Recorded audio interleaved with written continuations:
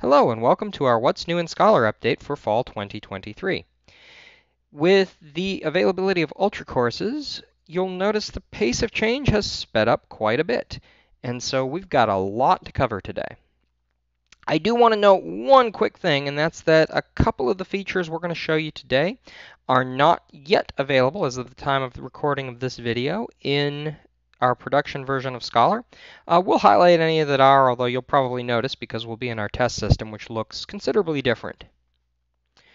So a quick summary of what we're going to cover today. We are going to cover the new grading interface, resizable media, improved course images, grade exceptions, and progress tracking. So let's get right to it. So the first thing I want to show you is that the way assignments and tests look on Scholar has changed just a little bit. So now you'll see 4 tabs up at the top. The content and settings is pretty much what you saw when you were doing assignments and tests at the beginning. There's now the submissions tab right to the right of that. That's the submissions menu. It used to be up in the top right corner. You can also see the student's activity on that particular item. There's also question analysis, which is a little beyond the scope of this video, and it actually does some stuff when you click on it, so I'm not going to do that today. So if we look at submissions and we click on one of these assignments, you see another new feature. This is called flexible grading. As of the recording of this video, it's not in the production version of Scholar yet, but it's scheduled to be added by mid-August and should look pretty close to what you see here. Now you'll notice it is pretty different. You have on the left side a list of all of your students. I only have 2 that have submitted the assignment, and I can click on the student to switch back and forth between each student's copy of that assignment. However, if you're grading a test that has questions, and maybe most of them are multiple choice, but there's just a couple of essay questions, you can actually grade by question if you click over here on questions. And then you'll notice I can switch between the questions, and I see each student's response to the question right here and can grade it. When you're looking at a student's overall assignment, you also see a tab on the right side. On the right side, this should be pretty familiar. You'll see the Safe Assign report if there is one. You'll also see a space to leave your overall feedback. And you can put the grade up here at the top right. Once you put in grades, if it's not something that automatically posts, you can post all of the grades with a button right down here.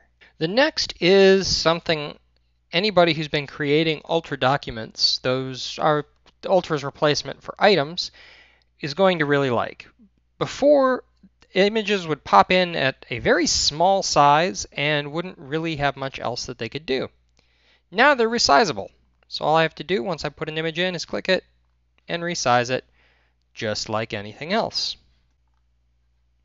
What's great is this also works for YouTube videos, which were really small and hard to see before.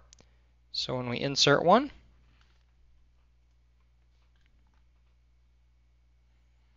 we see it's really tiny here, but we are able to resize it so that it's visible. There have also been some big improvements on how you set your course image. That's the banner that displays up at the top, and it'll display if you have tile view for your classes. So we'll go into our Edit Our Course image here on our Details and Actions menu. And we see that it's turned off and it's got this kind of tree thing. When we upload a new image, it has to be at least 1200 by 240 pixels, but before it had to be exactly that or it wouldn't work. So now most relatively large landscape-oriented pictures will work. So I've got one here of my cats. When I upload this up,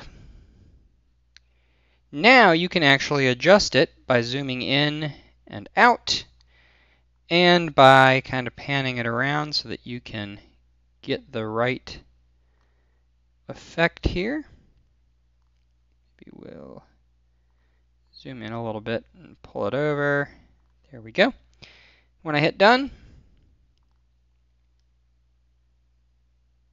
the zoomed in picture will be added to my course image. If I turn it on here and click Save,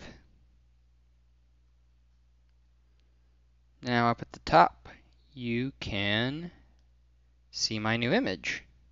And if I close it and change my course view to tiles, you see it right there.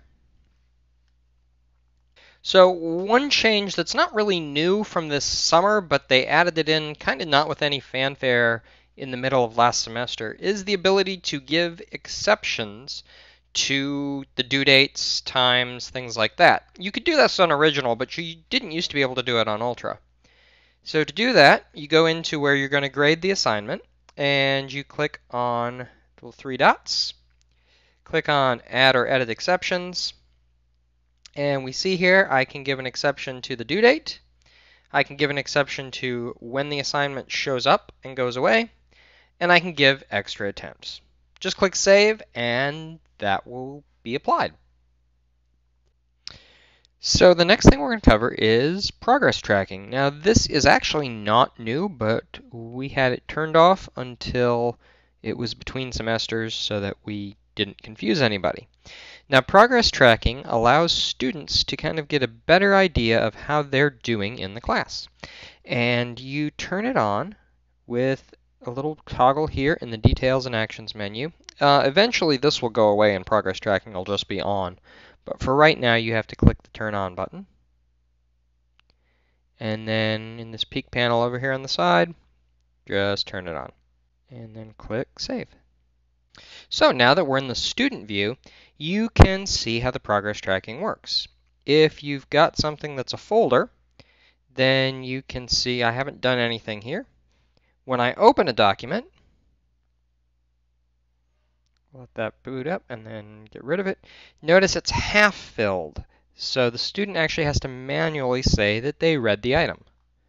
Now, they're welcome to just click the button without having read it, but at least they've had to say that they did. If it's something like a test, it's automatic. As soon as they take the test, it will make the little check mark. And you see on folders, it will show just partially complete or not. But on learning modules, you'll see actually a little progress bar as a student. So just a kind of easy way for students to kind of remember whether they've done the thing or not. So you can see the students' progress as well. On the Analytics tab, you'll see a list of all your students. When you click on one, you then have their grades, which we've already seen, but you can also click on Progress. And then we see the students' progress as they have marked. There's a bunch more stuff coming out on this in the next few months, so stay tuned and we'll keep you updated on the various reports you'll be able to run. So that was a ton of stuff, but there's actually a bunch of stuff that we just didn't have time to cover. And those include inserting text questions via text file, marking assessments as formative, grading on a complete-incomplete grading schema, and learning module images. If you're interested in any of those, you can contact us and we'll be happy to show them to you. As always, if you need help with anything you saw in this video, you can visit our Ultra Help site, and that'll be linked in the description below as well. You can contact Will White at the information you see here on the screen, or put in a ticket at help.cnu.edu. Thanks for watching.